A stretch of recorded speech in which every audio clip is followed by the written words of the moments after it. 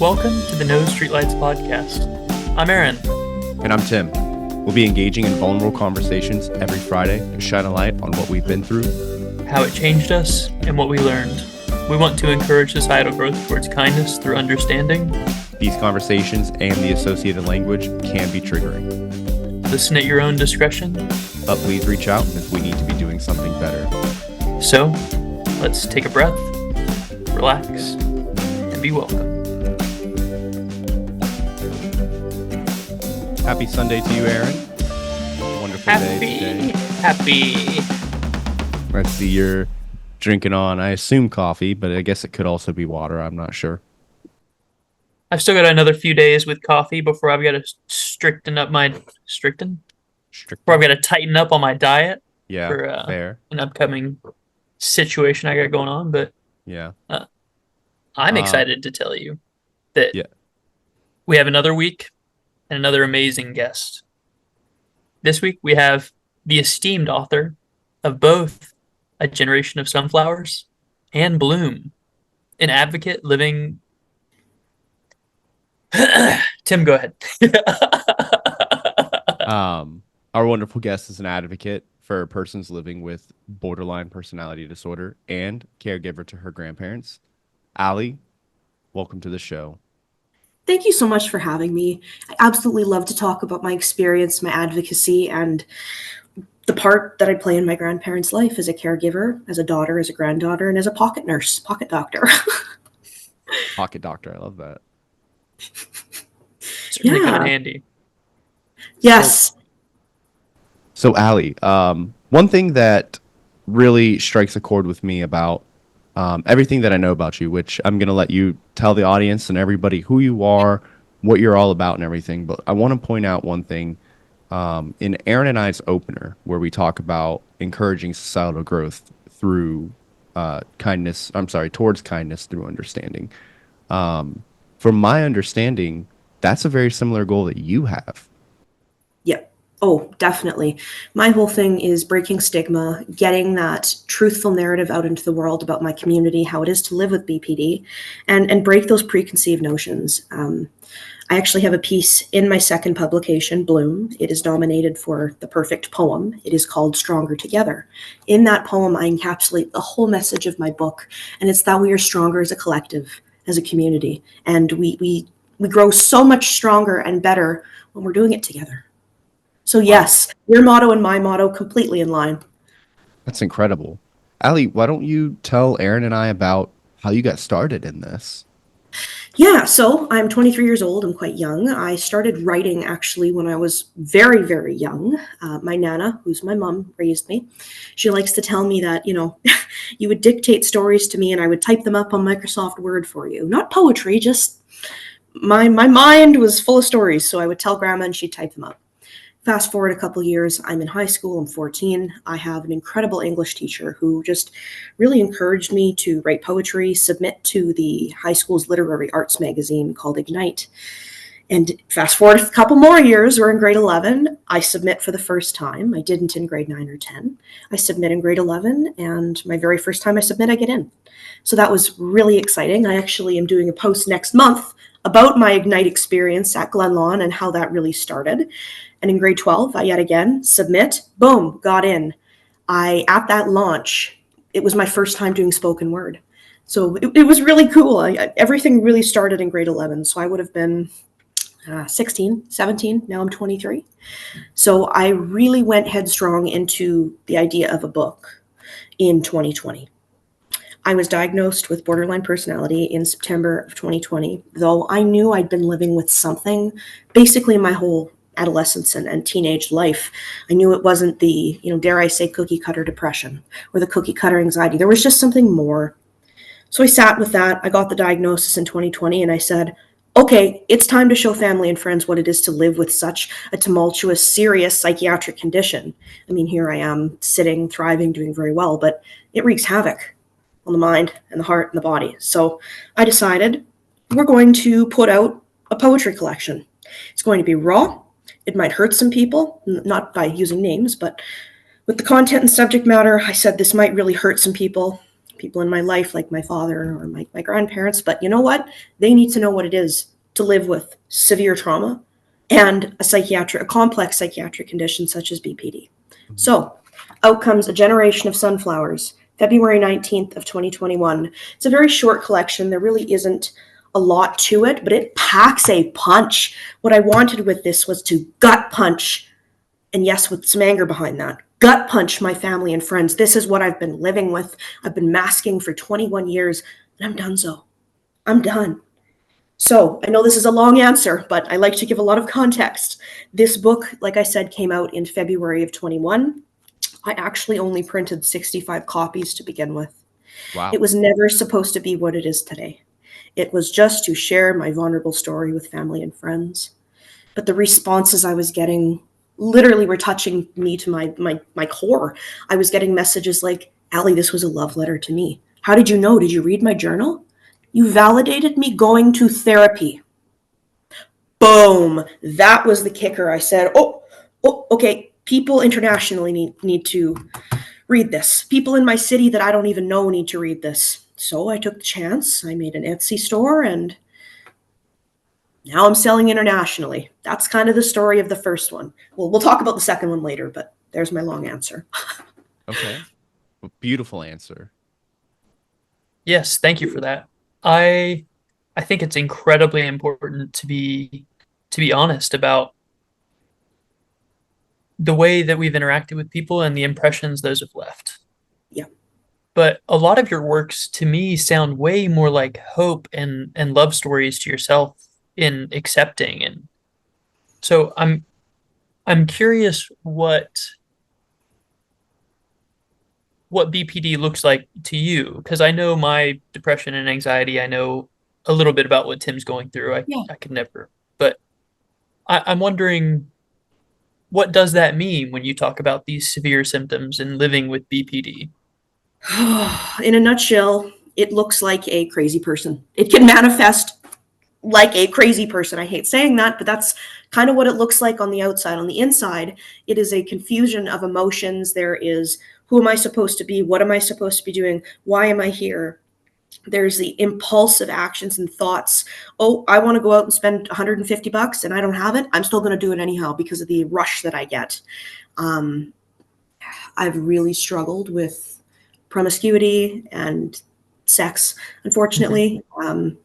BPD can stem from adverse childhood experiences, but a lot of the time in females, 75% of us have been sexually abused at one point or another in our lives. That's very prevalent in my story, and it's a thread that goes right through into my teenage years. So really struggling with that, trying to get a grasp on who I am, that my body is a temple, that she's beautiful, that I'm beautiful inside and out. What else does the BPD manifest? Severe fears of abandonment. This is really playing into my life right now because, as you said, I'm a caregiver for my grandparents. My grandma and my grandpa, along with my dad, raised me. Dad's a single father. Grandpa and grandma really stepped in, started taking care of me, and now they're in their 80s. Grandpa's 83, Nana's 83. Nana has Parkinson's. Grandpa has metastatic prostate cancer and vascular dementia. So what's going to happen? The inevitable, the circle of life, death. And that scares the shit out of me. That really scares me because that is the ultimate abandonment. But I am working hard with my therapist using my dialectical behavioral therapy skills, DBT, just to tell myself, no, this is the circle of life. They are not abandoning you. They are not. So I think that's some of the ways that my BPD presents. I really, really write about living with BPD, though, in my second publication, Bloom. That came out just shy of a year ago. It's not even a year old yet, and it's up for Best Poetry Book and the Perfect Poem. So I'm really excited about that. That is incredible. Thank you. Book's not even a year old and phenomenal. I'm very pleased with that. I feel like I'm doing my community justice and doing right by them, having won that, or not won, but nominated for that award, best poetry book. So phenomenal. Thank you. Circling back a little bit to the traumas that you mentioned, I completely feel a kinship with you, and especially a lot of the fear of death, circle of life, the abandonment. It's something that's very difficult and hard to comprehend, Yeah. And sometimes it's so unfathomable in order to cope with it. Yeah. I'm really glad that you have a phenomenal therapist, counseling that's able to provide you the tools that you need in order Yeah. to, allow yourself to handle uh, whatever life is going to give you. Yeah. Um, and one thing that I really wanted to know is a generation of sunflowers. You mentioned that whenever you put it out, initially you wanted it to feel like a gut punch. Yeah. Did it? Yes. Yes. I was met not with resistance at all or questions. It was a lot of, whoa, I didn't know you were living with this. Whoa, you are such a resilient warrior. But the one person that this really hurt was my dad, was my father. Reading this, saying, holy hell, I knew my daughter was fucked up, pardon my language, but oh, I didn't know to this extent. I really didn't know what was going on, and I don't want to know what was going on. It triggered his PTSD. I I think he's maybe read it once and put it down. And that's okay. I understand he is where he is in his healing. I can't force him to read something as heavy as this. It's not for everyone. You have to be in a state where you can hold yourself in that space of vulnerability, sadness, maybe relating to some of the experiences. He hasn't read Bloom, and I don't need him to. It's a completely different message in both books, I will say. Generation of Sunflowers is very melancholic. It was written in my low lows. Bloom, though, was written in my highs, my lows, and my in betweens. So it's definitely a different vibe. But yeah, I got my message across. And I will tell you, though, my father is one of my biggest supporters. He is so damn proud of me. He says, that's my girl, that's my kid. Look at what she's doing. She has been through absolute hell at the hand of me. But look at what she's doing. She's doing it. So, yes, dad might not necessarily like the content or the subject matter because it's very similar to the life he's lived in his younger years, but I'm doing this for me, my inner child, my father, my grandfather, my great grandfather, because this BPD lineage goes way, way deep down. It's not just Hmm. me and my dad. Yeah. So, again, complex answer to a simple question. It's okay. I love complex answers. It's what makes the world go round. Right? Um, yeah, no, your ability to using your words to help people find comfort and that validation, that is incredible to me. I love that you said that your father is one of your biggest supporters too. You Yeah. know, a lot of the times whenever it comes to feeling I guess the fruits of our labor, it comes down to our community and how they show us that support. And Yes.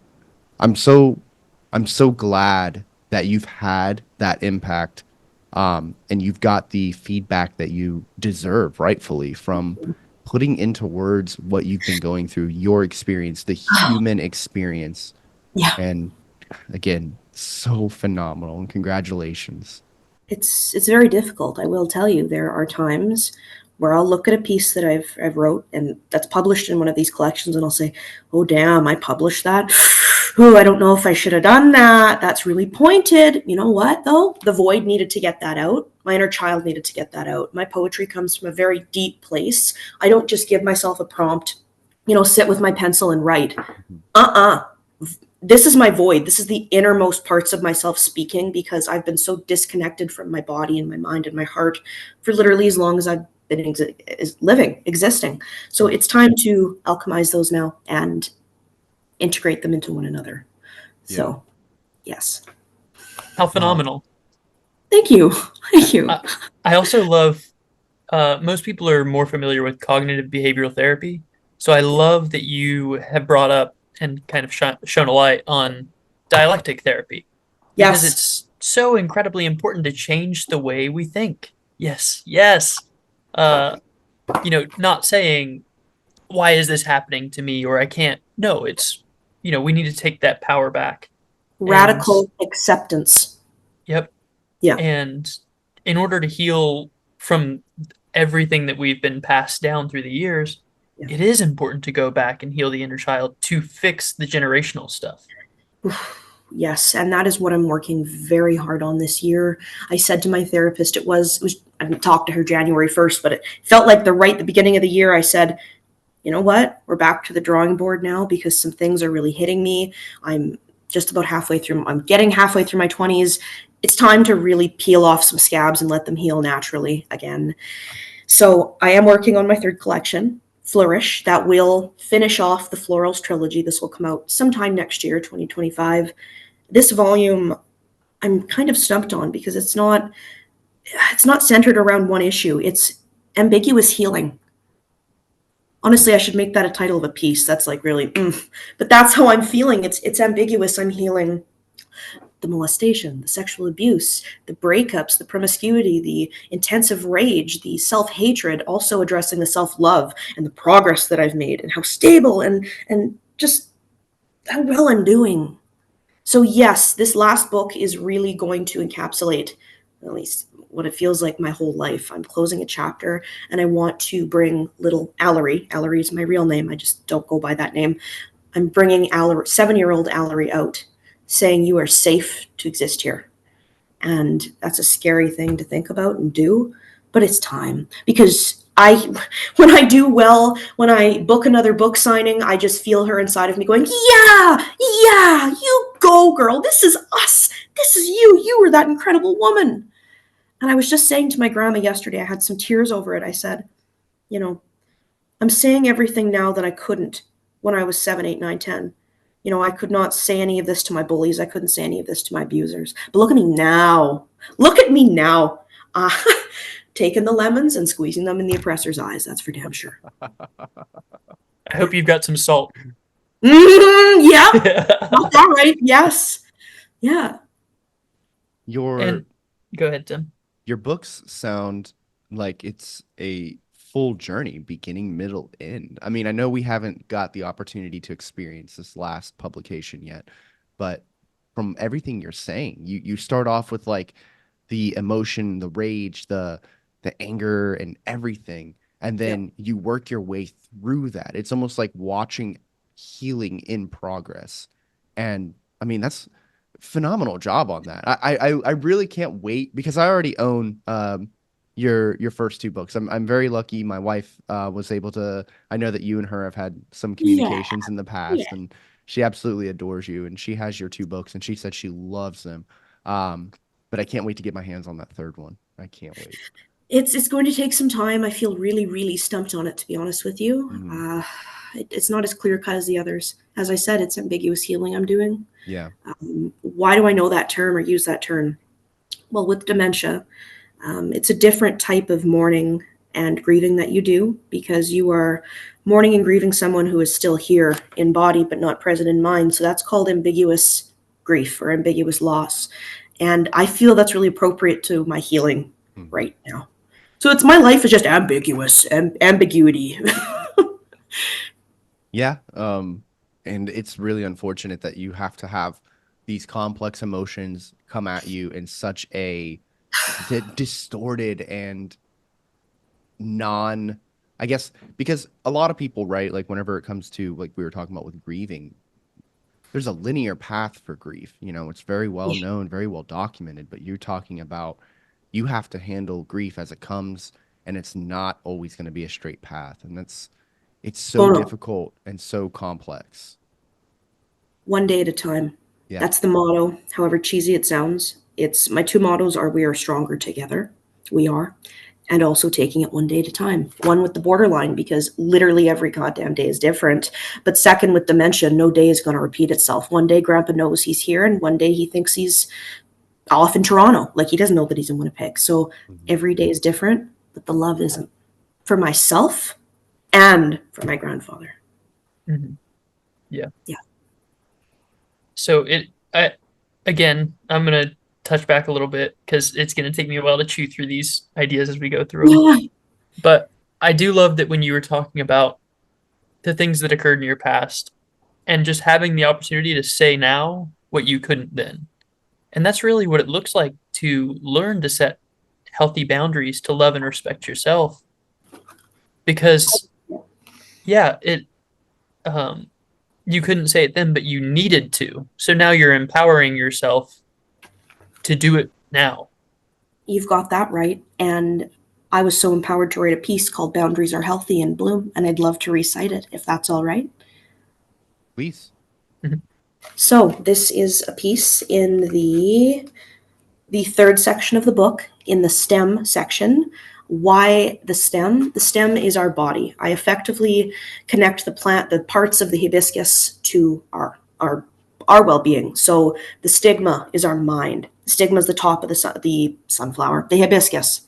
Then we go into the sepal. That's our heart. That's leaves encasing a bud before it blooms. Kind of like we are protecting our heart before we're ready to give it to somebody. The stem is what holds the flower upright, and our bodies, that's our vessel that keeps us upright, moving effectively into the roots of the flower. That's our foundations. That's our soul. That's the things that make us us. So this piece is in the stem, in the body. So this is called Boundaries Are Healthy, from my second publication, Bloom. It's easy to set boundaries with myself. It's easy to tell others how I've set boundaries with myself. It's easy to have boundaries in general, yet setting boundaries with those same people is not. Somehow my no means I'm unlikable. Somehow pleading I can't right now means I'm selfish. Somehow saying I need time for me means I'm weak. Constant anxiety over any misstep looms over my bright, eager aura. But to continue on this tumultuous, self-preserving journey, I must accept that I do not owe apologies or explanation. What is most beneficial to my well-being is of utmost importance. Boundaries are healthy. Well said. Thank you. I know the clapping doesn't come over the mic very well, but The snaps. Phenomenal. Yeah. Thank you. Thank I you just for felt sharing that that. was appropriate to interject into the conversation. So Felt Absolutely. very appropriate. If you're comfortable doing so, I'd like to move on to the next thing you brought up, which yeah, was dealing with that, the loss, and then even one piece at a time. You know, this ambiguous grief of, you're losing this yeah, in bites. yeah. Something I heard recently was because I do watch a lot of stuff on parenting Mm-hmm. because I need to heal this myself as a child.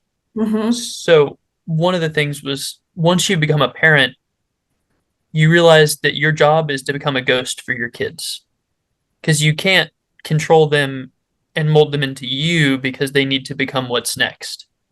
So the heart of the saying was really becoming a shadow that is there to support your kids and that's going to motivate them to constantly bring their best self into the world because you're not going to be there for their 80 years. You're going to be there for, maybe 40 or 50 if you're lucky. Yeah.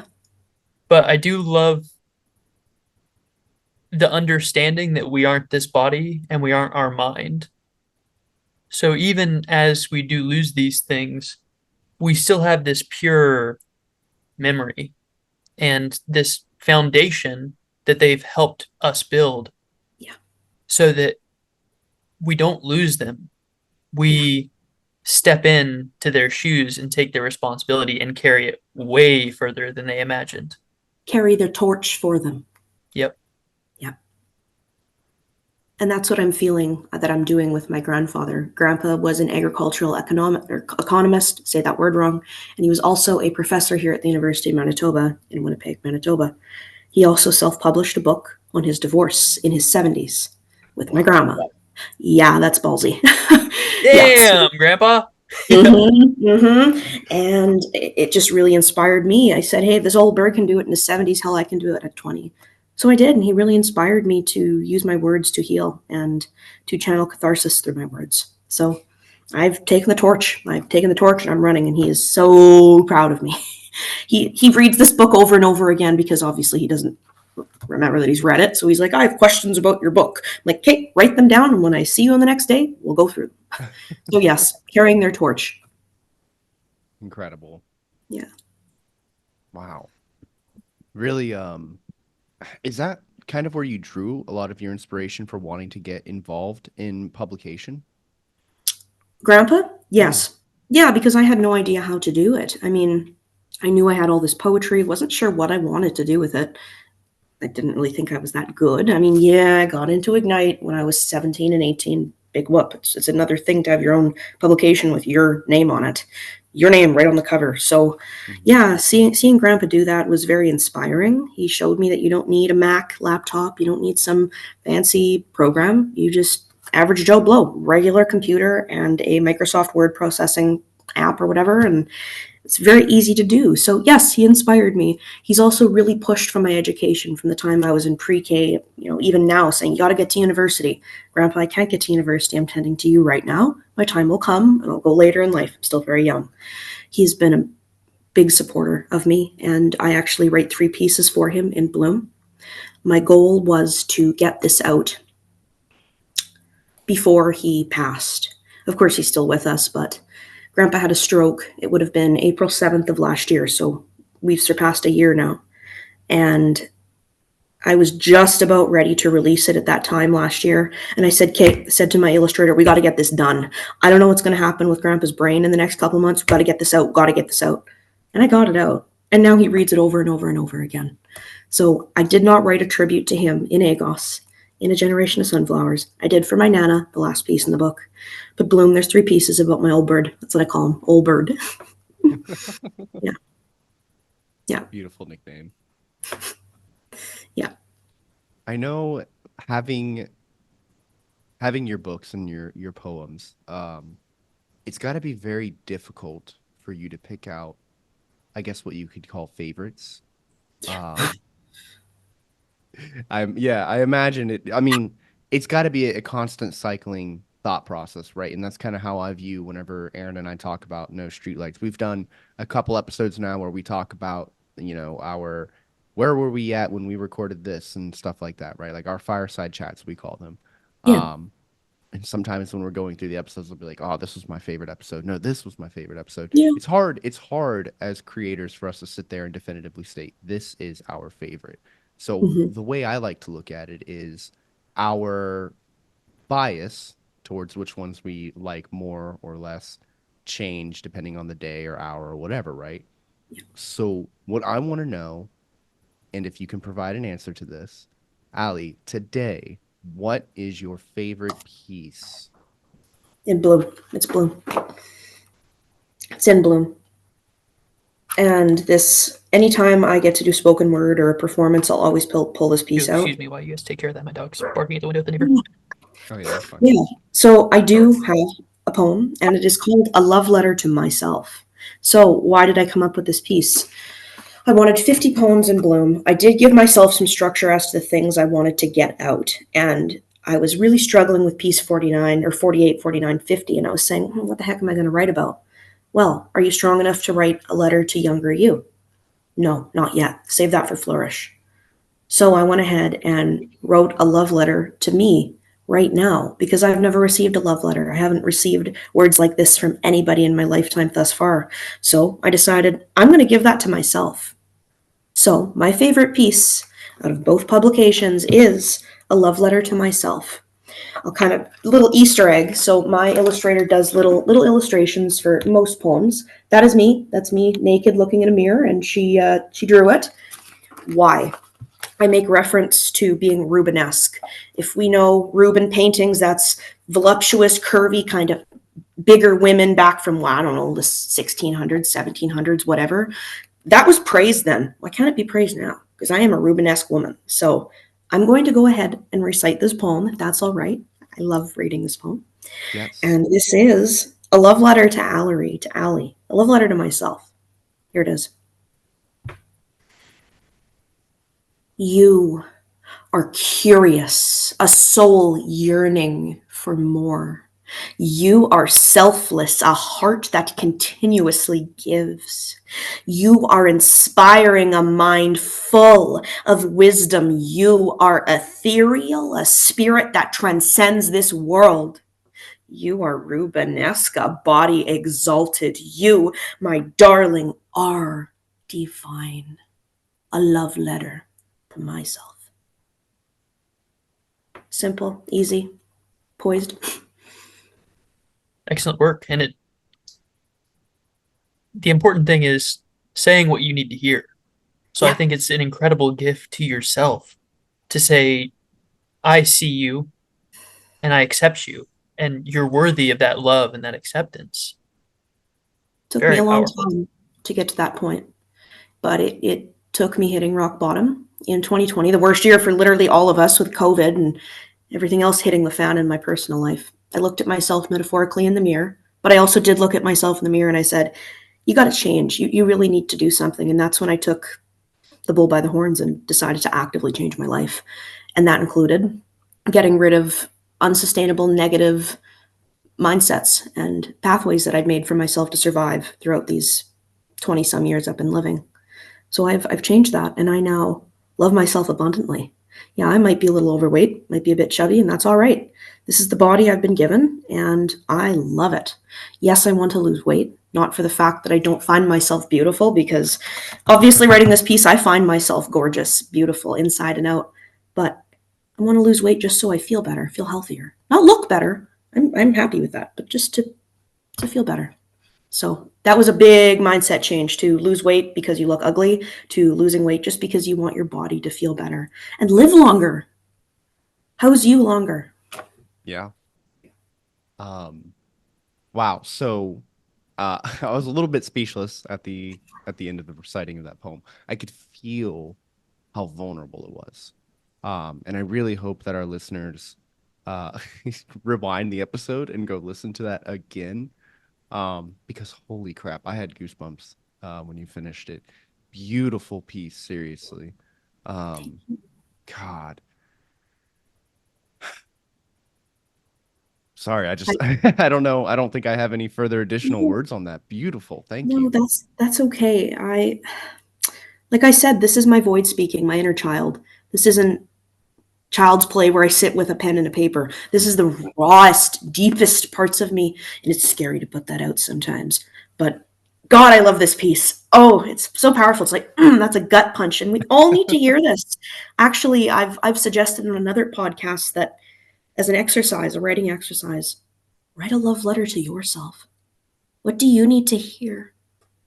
What do you need to hear? Maybe you hear it from your wife, your partner, your best friend. Maybe you get it just by looking at your animal. At least I do. But I wrote this to myself, and I really encourage the listeners to do so as well. It's a great exercise. If Yeah. any of our I listeners do take Allie up on that and write a love letter to themselves, if you're willing to share it with us or with Allie, please do so Mm-hmm. because I would love Yes. to see that. and I find it incredibly important that you talk about as you dive into yourself and see what you really need, and then getting out of those cyclical behaviors into I want to be healthier. I want to Oh, feel better. yeah. Because I also fall into the trap of a number on the scale. I want to be, 175, and then I hit Yeah. 175. If you lose muscle and gain fat, then you're like, I still hate me. Why? What Oh, did that didn't I didn't achieve anything. yeah. So it is lovely that when you sit down at peace, you remove the screens, and you say, my knee hurts. That's what I really care about, is I don't want my Yes. knee hurting. Yeah. Um, so that is incredibly important to highlight, um, that it's not about having a shape or having a what have you. Yeah. It's really about being healthy and happy in your body so that you can bring your true self as Yeah. into the moment as you can. We have one vessel for our soul on this planet, and this is it. So let's make the most of it. Mhm. Yeah. So, Allie, I have a couple things that are coming to my mind right now. Mhm. Um, First and foremost, before we dive into the ideas of the future and everything, I want to know, is there anything from your past that you want to touch on? Is there anything that we have yet to kind of ask you about, or anything that you feel like you need to share with us before we start talking about, the road ahead? Well, I'll just talk about the scabs that I'm trying to pull off myself currently with my therapist. It's really, really hard. Um, I've worked very, very hard to get where I am, but I'm not near finished. I have a couple more boxes that I need to open and read, close, and put it back on the shelf. I'm one of those people. I like to, at least when I got my diagnosis, okay, we had this open box. We're going to put this mental illness in the box. I'm such a metaphorically talking person, my God. But anyhow, we put this mental illness in the box. We seal it. We put it on the shelf in Ally's brain, and that's good. When we need to take it out, we know where it is on the shelf. We're good. That's what I'm trying to do with issues in my life pertaining to things that happened to me as an infant, like 1, 2, 3, 4 type thing. Right. And it's hella hard and it hurts. It hurts. It disgusts me. Oh God, it really, really hurts. But I think it needs to be done. I'm at a point now in my life where I'm strong enough to handle what is in those boxes. Um, it will hurt to pick off those scabs, but it needs to happen. So yeah, I'm preaching. I'm healthy. I'm strong, but a girl still struggles. I'm human. I still have splits with my borderline. I still have intense rage sometimes. Sometimes I have really, really bad paranoia that leaks into my dreams, and I have disturbing nightmares that I write about in Bloom, a piece called Caged. So yeah, the hard work has yet to be done. Really hard work pertaining to essay. So it's really difficult, but it needs to happen. And how am I going to process that? I'm going to process it through poetry and write some really hard-hitting pieces. Really hard-hitting pieces, very vulnerable, raw pieces. I'm scared to write them. But it's got to come out. That's the only way I heal, is to get it out on these pages. They leave a legacy that way, too. Yeah. Yeah, and we get to see the healing process that you are going through, and it helps other people understand how they can heal as well. Mm-hmm. Because this human experience, if there's anything that I've learned over 3 seasons of doing this show, is the human experience is so similar. It's a I don't know how to, there's a certain phrasing that I'm thinking and I'm drawing a blank. But we all experience similar things, just not necessarily similar moments. Yeah. But I love the fact that you're able to take how those moments manifested in your life, you're able to put them on paper, and you're able to show people, these are the emotions I had. This is what was going on. This is what I felt. Yeah. This is where I am now. Yeah. It's beautiful. Well, as I said, I'm doing this for my inner child and for the generations above me that didn't want to address it. Really. That's what I'm doing this ultimately for. Yeah, break stigma. Yeah, make people feel less alone, but I'm breaking the generational cycle. The buck is stopping at Ally's feet. It's done. It's done. So I was the one meant to feel the pain and put in the hard work. I mean, sucks that it was me, but I mean, obviously God told me that this is what I needed to do. So I'm doing it. Yeah. Yeah. Sometimes we're given the harder jobs and we have to face them. And it's not always fair, but, I firmly believe that challenges we face in life, we are equipped to handle. Mm-hmm. Even though it doesn't feel that way sometimes, holy moly. Yeah. Me being a power of attorney at 23, Jesus Christ, like, but anyhow, I was obviously strong enough to handle that, and I am strong enough to handle that, so I'm doing it. Yeah. And it's excellent that you are using poetry as your medium, because even the prophets, they use metaphor to explain these complex ideas. Yeah. So that's oftentimes, and often as in the great majority of times, that's the way to convey it so it can be understood. Yeah. And I think a big part of the generational trauma and us being the ones to feel the pain and do the work, I think a lot of that is that our predecessors didn't have the technology. Yeah. They were just barely surviving. So how could they ever do breathing exercises to bring up all this other stuff while they're fighting tooth and nail for every inch of what society tells them they need? You're right. That's an interesting perspective. I've never really thought about it that way, but yeah, you're very right. And then again, as we go from generation to generation, we're trying to make new iterations, make new adaptations. Yeah. And so really we're leveling up. But as you level up, things don't get easier. I often say to my friends and family. So No. it is going to be difficult, but we really would not be doing honor to those who came before us if we weren't working as hard as they did. You've got that right. Yeah, I agree. But thank you for doing the work worth doing. That's incredibly important. It's necessary. It's necessary. I wanted to find a way to bring her into this conversation, but Alexa Bremner from What Fucked podcast, good friend of mine, and we have conversations about this all the time. I really feel like our healing journeys are quite linear. We're really kind of going through the same motions right now, and it is really nice to have someone to connect with on such a deep spiritual level that gets it, and that is picking off those scabs just as much as I am. So anyhow, I just wanted to find a way to bring her into the conversation because she's an incredible human being. And she's a fellow Canadian sister. So, yeah. Yeah, we have a very great relationship with Alexa. Yeah. I would call her one of the closest friends to this podcast, for sure. She's incredible. I know. I've been checking her stories almost daily, seeing what new bits of information she's putting out there in the world and helping people heal and how she is on her journey and everything. And I'm just so glad. I'm so glad that you mentioned her. She's a phenomenal person. And she has both my books, of course, and loves them. Yes. Yes. Yeah, it's right down her alley for sure. Yeah, my cats, they like to show up from time to time and say, oh, that's good. That's good. I write a piece in Bloom about my 14-year-old geriatric girl, Rosie. She's my therapy cat, and it's called Through the Blink of an Eye. Oh. Because, the cats slow blink, and that's how they show they love us. So, anyhow.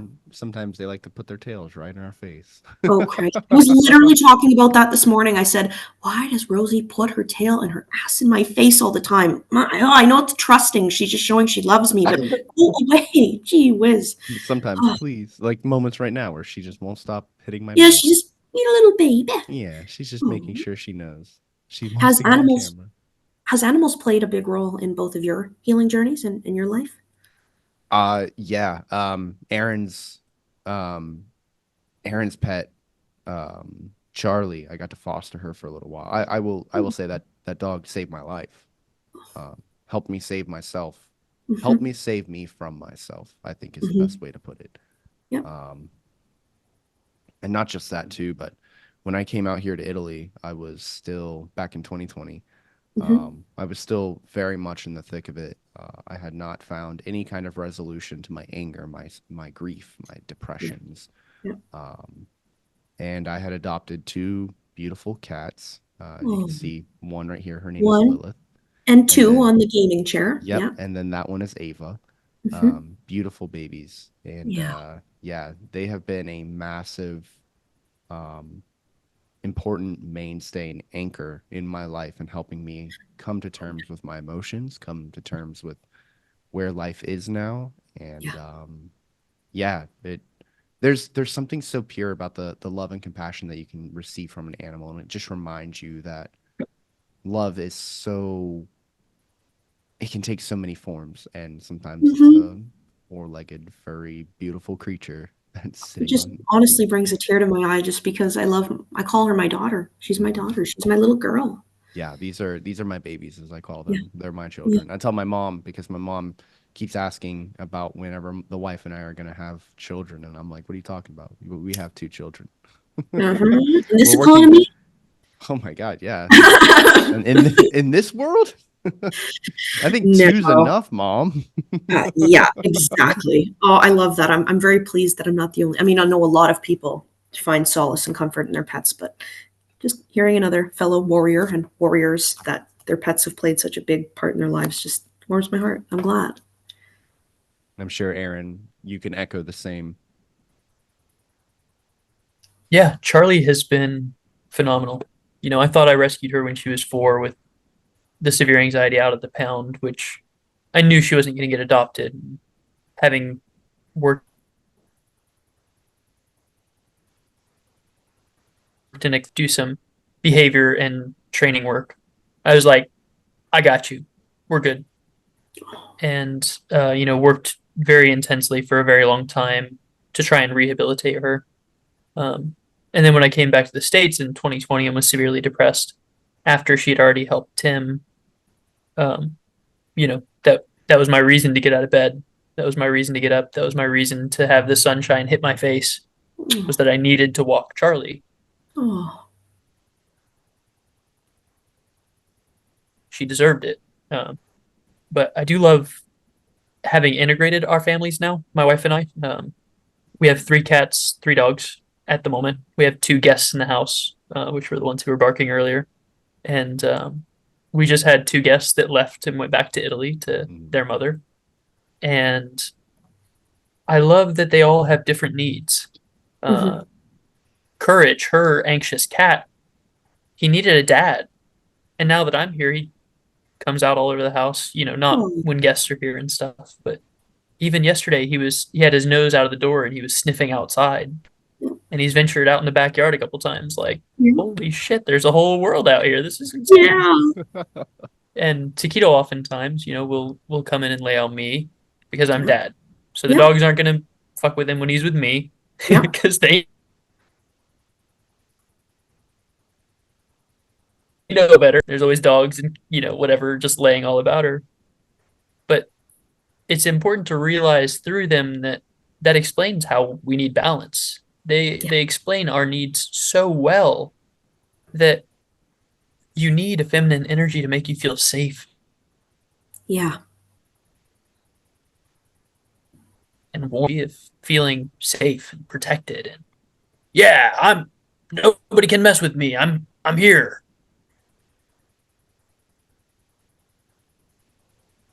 And that lead into a completed life. And if you have to facilitate that for yourself, at least you have the scope of work now. You got it. Total segue from the conversation about pets, but they're so important. Yeah. Am I frozen? Definitely. No, you're good now. You're good. Yeah, you've been kind of dipping in and out. It's okay. We're getting exactly what you're talking about. So Ally, I already alluded to it about 15-ish minutes ago. But something that I very much want to know is, what is the path forward? What is your goal? I mean, I know what your goal is. We've talked about your goal, but what I want to know is, how are you planning to continue your current steps to achieve that goal? Where is the perfect Ally going to be? Where are we going to find you next? TED Talks? Are we talking, symposiums? I just spoke at a symposium yesterday. Phenomenal. Oh yeah. I love that. Well, yeah, that answers your question. I'm really stepping into my highest being. As I say, I'm in my flourishing era. I did not name the second book Flourish because I was not flourishing at that point. There's a difference between blooming and flourishing. Blooming is the start of healthy growth. Flourishing is continuous healthy growth in the highest form. So, yes, Flourish will come out. I did speak at a symposium yesterday with the Christian Mental Health Initiative. They sought me out. They asked me to be on their lived experience panel, and I shared my story of living with complex trauma and BPD. It was really great. Got to do some spoken word, touched a lot of people. That felt really good. Never expected myself to step into this power as a public figure, actually, because yes, I'm an advocate, but I'm an author. Like, people are knowing who I am now, and it feels incredible. It feels incredible. My goal would be to be quite known in the Canadian scene for advocacy and for writing, and eventually the international scene. But going back to your question, how will I achieve what I want to achieve? Basically, hard work, picking off scabs, intense therapy. I am actually talking to Lex about doing somatic. I don't know much about somatic healing or somatic therapy, but she seems to know a hell of a lot. So I'm leaning on my sis for that. I'm looking into doing EMDR, eye movement reprocessing, or you know what EMDR is, I'm sure. Yeah, eye movement desensitization reprocessing. There it is. Basically, it's with tapping, eye movements, repetitive sounds or whatnot, and it really makes you zone in. You go out of your body for a bit, essentially, and you can reprocess some things you wouldn't have been able to before because you're inhibited by your conscious mind. Does that make sense, Aaron? I think you know what I'm talking about. Yeah. I want to say that we've had a guest mention that before. I actually. do. Maybe. Sorry, you broke off there for a second, Aaron. Yes. No, I I am familiar with this. Damn, internet connection today. Oh, Yeah. Healing modality, and I love somatic and sound. Those are incredibly important. But a big thing with the eye flicking and stuff, yeah, um, and even a lot of the plant medicines I've heard tell of, is you can experience the emotion without being buried in it. yep, It detaches the fear and the anxiety, and you just get to see it as it is. And I that's do exactly. think that's, yep, I do think that's a big part of that healing modality is you're doing these body touches to reassure, you're doing the eye flicks,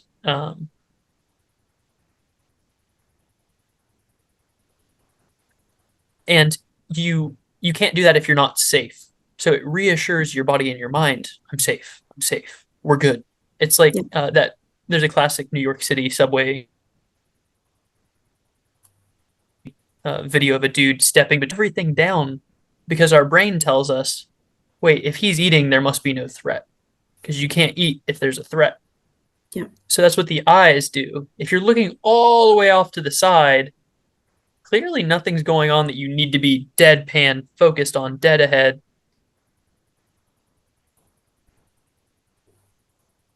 That's feeling these body pats, especially doing the I'm thinking binaural for the sound, but um, what's this? When Tapping. you touch, yeah, whenever you touch on either side, Yeah, it kind of reassures you, um, and it kind of brings your body together. But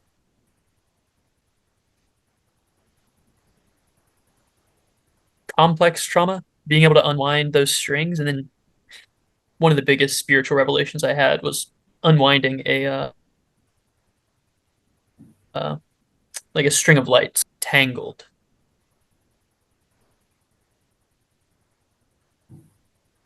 I was labeling it as tangled. It was just sitting there. I was yeah, mad at it because it wasn't existing the way I wanted it to. It wasn't doing anything wrong. It was just, you know, I hadn't I hadn't pulled it into the shape that I wanted yet. yeah, and that makes total sense. He's trying to figure out if he's frozen. Yeah. Yeah, I'm You're trying good. to parse if that Just was say a picked couple up or not. things. Yeah, say a few things from time to time and let them, give yourself that time in between. Yeah. Um, I want to mention really quickly while it's still on my mind here. Our guest last week is a good friend of mine. Her name is Ketria. And during her episode, she wanted to tell us about how she felt like she was still in the healing process. Mhm. She felt like she hasn't had a beginning, middle, and end to her story yet. Um, and I guess what that makes me think about, right, is with you, Ally, you're talking about how Flourish wasn't the name of your second book because you weren't flourishing, you were blooming. Yep. Um, what I'm curious about, right, is Flourish is expected to come out sometime next year. Do you feel that you are in your flourish moment now and that when the book comes out, you have experienced that? Or do you feel like you're still in your blooming phase and you're working on your flourish? I'm at the end of my bloom and I'm moving into my flourish. I don't know if I should say this on here, but there are some people in my life that I definitely need to get rid of, and that comes with setting boundaries and saying no, that I still have difficulties with doing. I would hope after those people and situations are out of my life, I really can flourish. But at that, at this point, I'm the one stopping it. I'm the one inhibiting my growth Mhm. at this point. And I realize that I'm very stupidly self-aware, and that's great, but it's a sword at times, double-edged sword. Um, yeah, I know it's kind of weird to put a time frame on my healing or what I need to process by the end of next year. And hey, if I'm not there at that point, because I'm hoping, this book can come out May, June next year. If I'm not ready to put it out, I won't put it out. I'm not going to rush myself. I'm not rushing Inner Child or My Void or Adult Ally's poetry and narrative. It will come as it comes. And yeah, I have a lot of work to do. I have a lot of work to do Mhm. still. But there's always room for improvement and growth, and I don't think we ever stop healing. It's not linear. I mean, mine Yeah. might look kind of linear because I've got these books that are putting it in a linear fashion, but Mhm. oh hell no, it's not linear. Oh no, no. I love that you emphasize that, because going back to last week's guest, Ketria, I don't think there is such a thing as a beginning, middle, and end of this step, of this process. Yeah. We can feel like we've gone through the thick of it and that we are out on the other end and we've done our Shawshank Mile, which, yes, a lot of the brunt work when it comes to healing and processing, a lot of that does feel like we have completed completed it. We've ripped the scab off, we've let it heal, we've put the Yeah. box up, and we're moving on. But Yeah. that's not always the How case, it and goes. sometimes that box needs to come back down. Sometimes that Yeah. scab will heal again. you know and I just really think it's very important for people to understand that you can't just have a beginning, middle, and end to your healing process. There Yeah. is a continual healing process. All of the wonderful people that we've gotten to talk to over the year, Aaron and I have had the opportunity to talk to. A lot of them provide a narrative that gives us this linear storyline of beginning, middle, and end. But I know that if we could bring a lot of those people back and continue to talk about where they're at and how they're moving forward, they're still healing. And Yeah. Yeah. I love that. And I think it's incredible. And you always have the chance and the power and the opportunity to work on yourself. Sorry, I'm talking with my hands a lot today. No, no, I completely agree. I agree. I really do. I think just the books make it a tangible and a physical beginning, middle, and end. But obviously, it's not how it goes. You have lapses. You have really shitty days sometimes. Hey, maybe you revert into an unhealthy coping mechanism for 6 months, but then you get back on the horse and you keep riding. That's how it happens. And it's life. Life's messy and beautiful and melancholic and disturbing and joyful and happy all at once. That's how I feel about life. It is literally everything all at once. Yeah, this human experience is so full of everything that you could ever possibly imagine. Yeah. And sometimes it is one hell of a ride, and sometimes you just want to get the hell out of it. But Yeah. it's still an experience that is worth having. Yes. Yes, and we may feel alone in some of the experiences that we have, but most people have experienced them, or we share a commonality. I'll go into an example. Death. I feel like I'm so alone going through what's happening, but I'm actually not. Literally every single person experiences it, manifests differently, and I feel like I'm all alone. So I've got borderline and blah blah blah. I'm dealing with this all on my own, and fear of abandonment. No, everyone has this hurt, and one day we will die too. It's the circle of life. And comprehending that for me is very difficult, but it also brings me comfort. Yeah, I have a definitely a fear of death. And we've talked about it on a couple episodes myself, but I feel very in line with you in that regard. Except I'm still not processing it the best. I still Yeah. have a lot of work to do when it comes to the acceptance of death. Yeah. But just in general, anything and everything that we have gone through or that somebody is going through, if they hear, you know, if they think to themselves that this moment is unique to myself,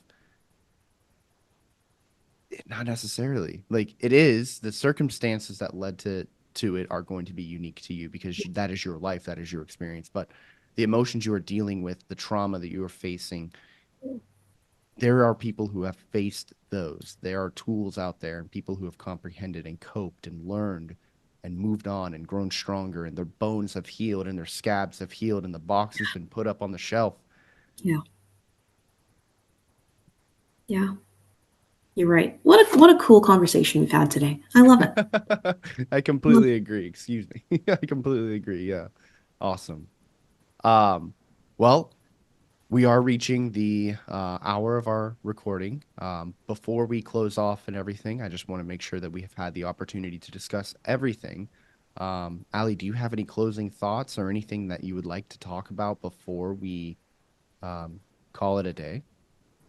I would say the parting message, and this was actually my same parting message for the people in the symposium yesterday. It was on Zoom, but we were asked as panelists, what is something you want the viewers to leave with? And I said, as someone with BPD, we are treatable. We can recover. We are not monsters. You got to put in the hard work, the toil, the tears, the blood, the sweat. But you'll see after what you've done how much stronger and beautiful of a person you are. we need to break these preconceived notions around certain mental illness, all mental illness, but I'm going to deep dive into borderline. We need to fix that. We are treatable. We can recover, and we want help. We just don't know how to verbalize that. So that's why I'm here. I am a voice for the mute. I'm a voice for people that have not found theirs yet, or don't even want to find theirs. That is what I'm here for. I'm a siren. I'm a beacon of hope. So I think that's the parting message that I would leave the viewers with. And if anybody has questions about borderline personality disorder, no, I'm not a professional. No, I've not gone to university for this. I'm not a counselor, psychiatrist. I am a peer supporter. I am a certified peer supporter. But I would love to talk to people about BPD, answer questions, and break those preconceived notions and stigma. It's very important. Yeah, I completely agree. And I'm really glad that you are taking it upon yourself and making it your mission and your goal to be that voice. Thank you so much for It's time. providing it out there and helping the world just become a better place and more understanding and fighting these stigmas. Thank you. May I end with a recital of a poem from Bloom? I would absolutely love that. And I actually used the same words that I just said to you in this poem, so I just thought it was very appropriate. I believe this is in the last section of Bloom. Yes. So as I said with a love letter to myself, I wanted to write a letter to inner child, younger self. Couldn't do that, so I went ahead and wrote that love letter to me. I wrote a letter to future me, and it's called Dear Future Me. And this is in, like I said, the last section of Bloom. This is Dear Future Me. Dear future me, the hand you were dealt was heavy, unfair, dissatisfactory. Look at what you've done with that. Bared that hand with people round the world, exemplifying that you can always reshuffle the deck. You are a phoenix risen from the ashes. You are a voice for the mute, and you are an artist. You are not a product of your past. You are not broken, and you are not replaceable. Repaving the road on which you've traveled was the best decision you've ever made. You reshuffled the deck and made this world your casino. Boom. And I hope I read that. And, I hope I read this one. Flourish comes out and I'll say, hell yeah, girl. You did it. Yeah. Ooh, patting myself in the back. I do it often. I'll say, you've done good, baby girl. You're doing it. Good for you.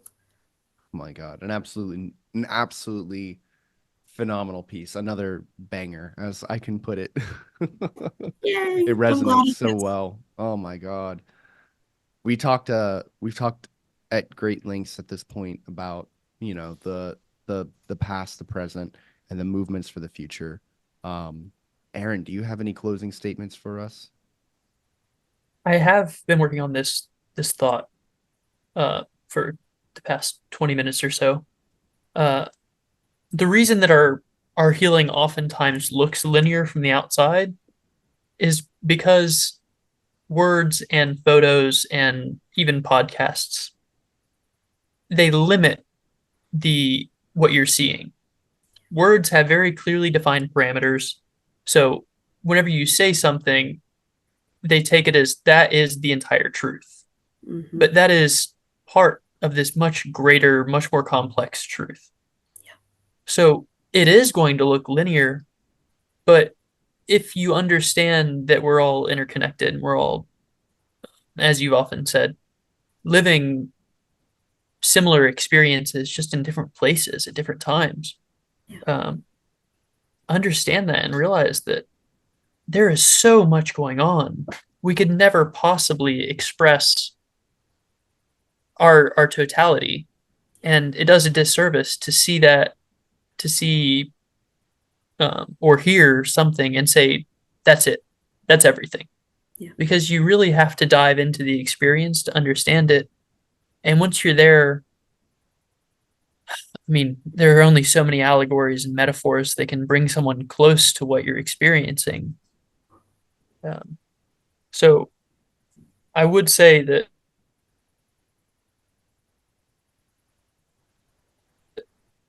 understand that it's not linear. It's not X and Y. It's volumetric. It's X, Y, Z. It's everything that's going on. So it's infinitely more complex than it oftentimes appears. So as you're healing, it's impossible to compare your X, Y, and Z to someone else's X and Y.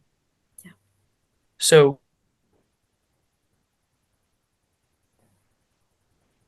many of my friends that I've reached out to, like Tim, like me, what's up? They say, why would you work your ass off to publish a piece about me? Who am I, compared to these other people? Just wait until you publish. So many people are going to hear what you're saying and it's going to resonate. So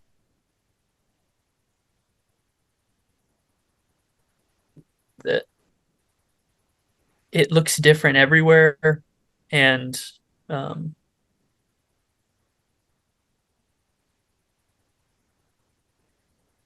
they're only giving you the parameters whenever you hear their words. It's not the complete experience. True. Very true. Definitely. Well,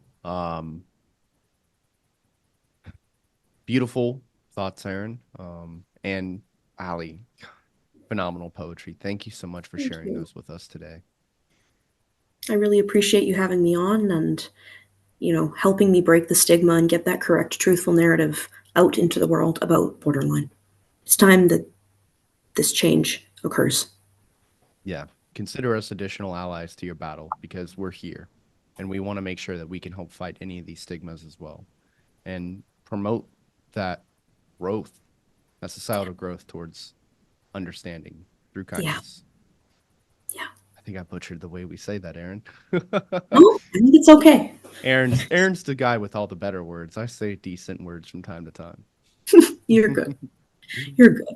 No, this was lovely. Thank you for having me. Definitely. Aaron? And again, thank you for sharing your story with us. Of course. And a huge thank you to all of you for listening. This has been Aaron. And Tim with Ally Loyns. Massive shout out to Highland Markle for the original music. Share this episode with somebody who could benefit from it. Let us know what you want to hear our take on. Or message us to collab. All pertinent links can be found in the episode description. Be good to yourselves and each other. We love you. Legal disclaimer: our podcast is for entertainment purposes and cannot be substituted for professional medical advice. If you need help now, please call 911 or 988 for immediate intervention. Bye.